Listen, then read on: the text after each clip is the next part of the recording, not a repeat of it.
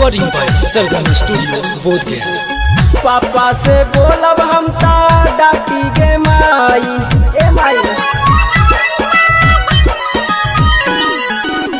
भौजी से बोलब तब हंसी गे माई। पापा से बोलब हम ता डाटी गे माई, तमौगी मिलल मोटा किया पाची गे माई, तमौगी मिलल मोटा किया पाची गे माई।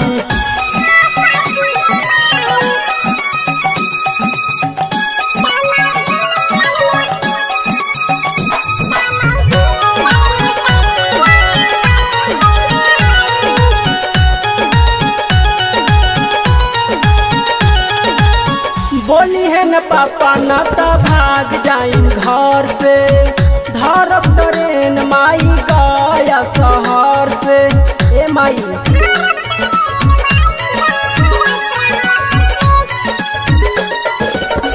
बोली है न पापा न त भाग जाइन घर से, धरब ट्रेन माई गया शहर से।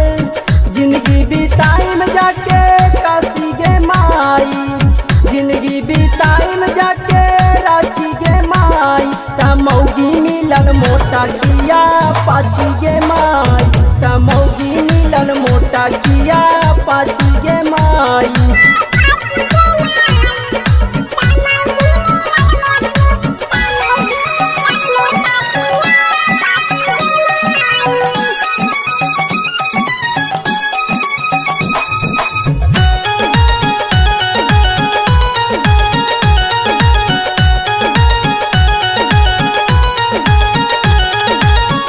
खोजतनी मैया हम गोर निमन कनिया, काहे खोज देला मैया भैंस नियन करिया, ए मैया बर्बाद कर देलगे।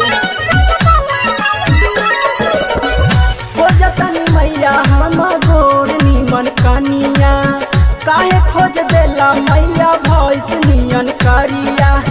पीटी पीटी रोवतनी छाती गे माई, पीटी पीटी रोवतनी छाती गे माई, तमौगी मिलल मोटा किया पाची गे माई, तमौगी मिलल मोटा किया पाची गे माई।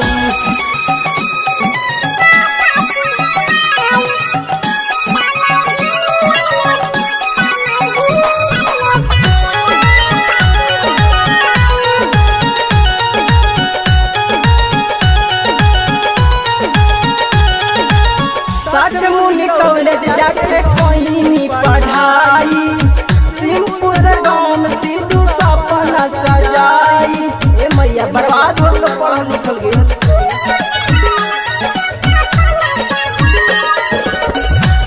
मुनि कॉलेज जाके कोई पढ़ाई, सिंपू सरगम सिद्धू सपना सजाई, कहीं ले बतिया हम सची गे माई, कहीं ले बतिया हम सची गे माई, तमौगी मिलल मोटा किया पाची गे माई, तमौगी मिलल मोटा किया पाची गे माई, तमौगी मिलल मोटा किया पाची गे माई।